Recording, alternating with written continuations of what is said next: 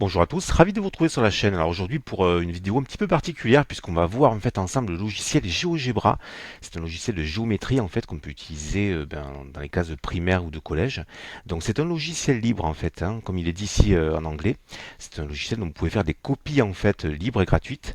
Vous pouvez les distribuer, vous pouvez les transmettre donc à GeoGebra librement. Vous pouvez même modifier le code source si vous avez des capacités dans ce domaine. Et bien sûr, il est utilisable dans le cadre d'une offre donc non commerciale, dans un but non commercial. Alors, on va fermer ici la licence de GeoGebra. Et puis on va tout de suite s'attaquer en fait à deux représentations graphiques. Donc on va faire dans un premier temps en fait une représentation graphique d'une symétrie axiale. Et puis ensuite, nous nous attaquerons donc à une symétrie centrale. Alors, vous allez voir, c'est vraiment très très simple. Alors, c'est un logiciel que vous pouvez utiliser donc sur Windows, sur iOS, sur Linux, sur vos tablettes bien sûr, puisqu'on peut l'utiliser en mode tactile, et également donc sur un téléphone portable, ce que je fais moi souvent, hein.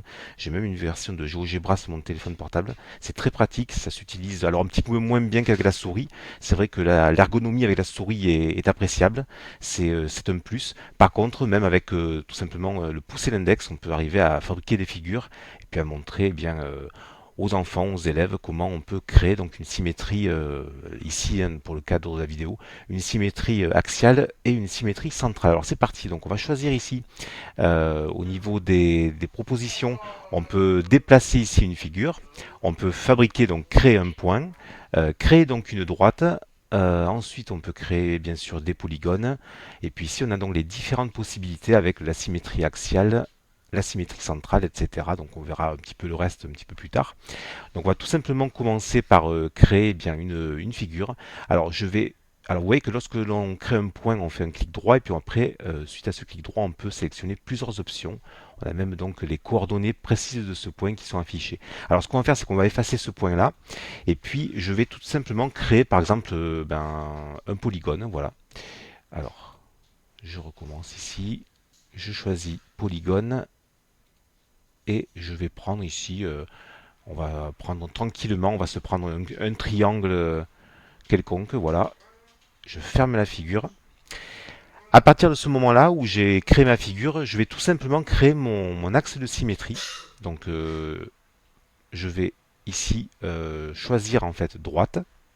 Alors on peut choisir segment aussi, mais vous savez que pour la symétrie axiale, c'est une droite qu'il faut sélectionner. Donc on sélectionne droite et puis là je vais choisir en fait une droite que je vais positionner par exemple ici. Et je peux choisir en fait tout simplement mon axe de symétrie. On va le mettre, on va le faire passer ici par le point 0, par haut. Voilà.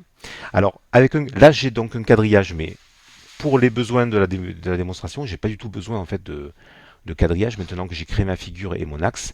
Donc avec un clic droit n'importe où dans le plan, je peux tout simplement retirer l'axe et également retirer la grille. Voilà, je me retrouve avec un plan donc qui est vierge avec mon axe de symétrie et bien sûr ma figure. Alors je vais m'assurer que donc ma droite F est bien axe de symétrie.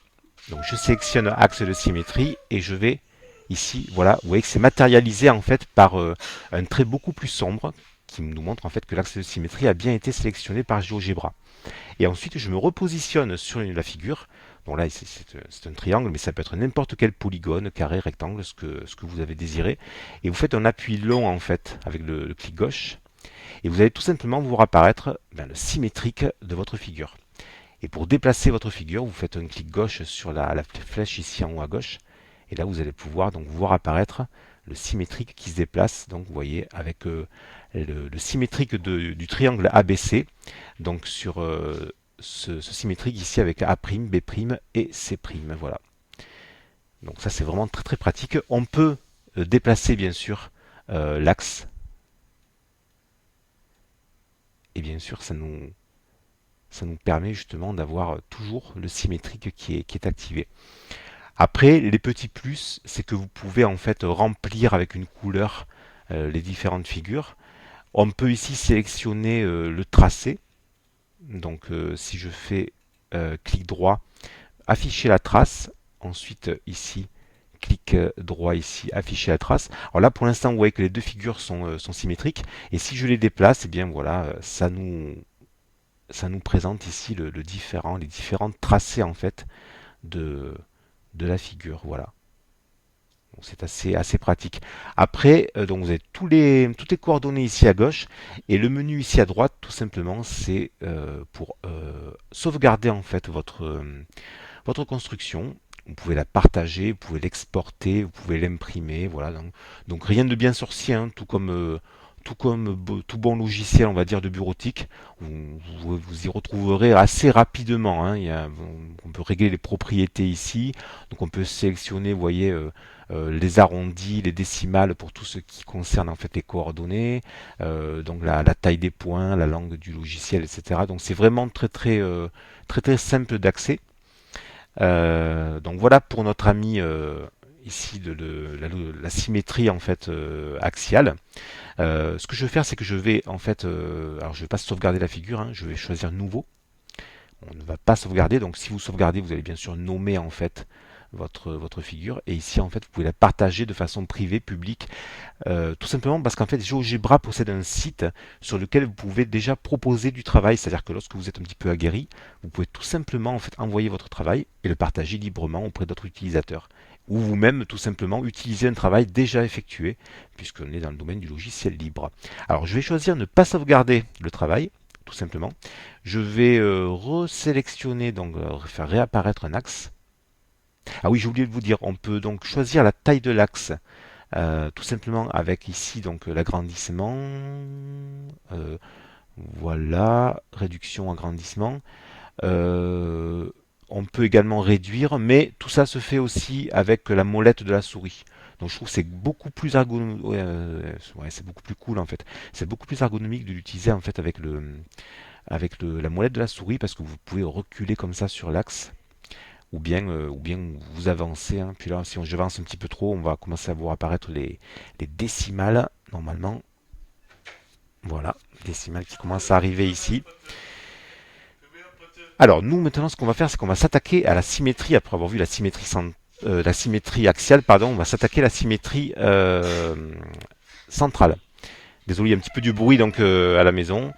J'espère que c'est pas trop contraignant. Alors du coup, ben c'est pareil, hein, même topo. Je vais supprimer l'axe. Bon, je peux conserver la grille éventuellement pour mes figures.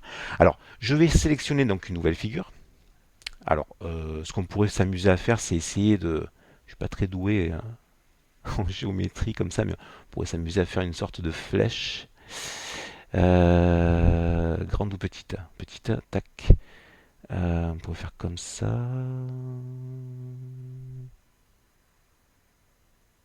Et puis ensuite, je vais fermer ici. Donc vous voyez, bon là j'ai créé une flèche. Ensuite, ce que je vais faire, c'est que je vais venir ici.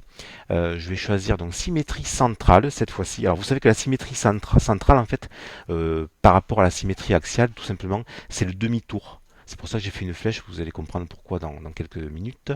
Alors, symétrie centrale. Donc je prends ici le point qui va nous servir de point d'ancrage. Voilà, ce sera le point H. Et puis, je vais mettre ici, je vais appuyer avec voilà, symétrie centrale. On sélectionne.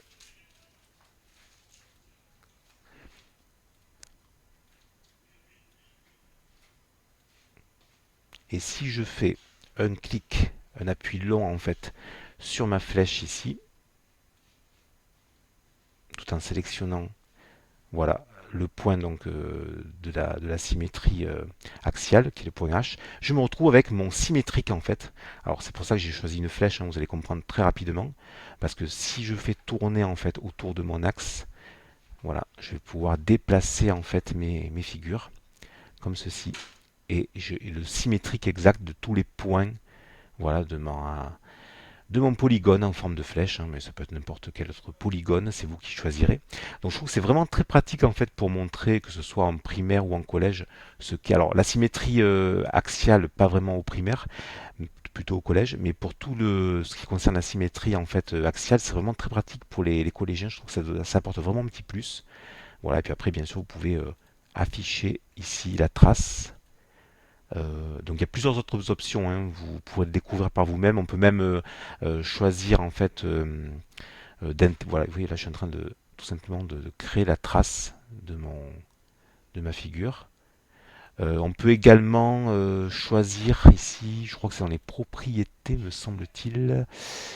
Voilà, on peut choisir de rajouter des noms, des étiquettes, etc., des légendes. On a la possibilité de mettre de la couleur. On a la possibilité de choisir un style, donc on peut changer l'épaisseur du trait, on peut choisir un remplissage avec des hachures. Je peux choisir de mettre voilà, différentes damiers par exemple ici. Je vais mettre un damier noir si je peux, voilà. Couleur ici, style, voilà, on peut choisir l'opacité du trait. On peut choisir un trait très opaque ou au contraire, voilà, là il est très opaque ou au contraire quasiment invisible. Donc vous voyez qu'il y a pas mal d'options qui sont. Alors après, ce sont plutôt des options gadget, on va dire. Bon, après, voilà, hein, c'est juste pour montrer en fait comment vous pouvez fabriquer assez facilement avec ce logiciel et comment on peut visualiser ce qu'est une symétrie axiale et puis une symétrie centrale. Voilà. J'espère que j'ai pas pris trop de votre temps. Voilà, j'espère que ça vous sera utile. Donc ce logiciel s'appelle GeoGebra. Il est libre d'accès, libre de droit. Vous pouvez sans souci le télécharger, comme je disais, hein, sous Linux, Windows, iOS, et puis sur votre mobile. Donc, et ça permettra justement, je pense, à des élèves ou à vos enfants de savoir, de vous amuser avec les différentes, enfin, la géométrie. C'est pas toujours le cas, mais là au moins, donc si on peut arriver à s'amuser avec la géométrie, ça peut être assez cool, assez sympa de découvrir une autre façon de tracer qu'avec le compas. Bien que, je rappelle, l'idéal est quand même de continuer à apprendre à tracer manuellement avec les différents outils de géométrie, compas, équerre, règles et rapporteur. Voilà, merci, bonne fin de journée à vous, à bientôt, merci, au revoir.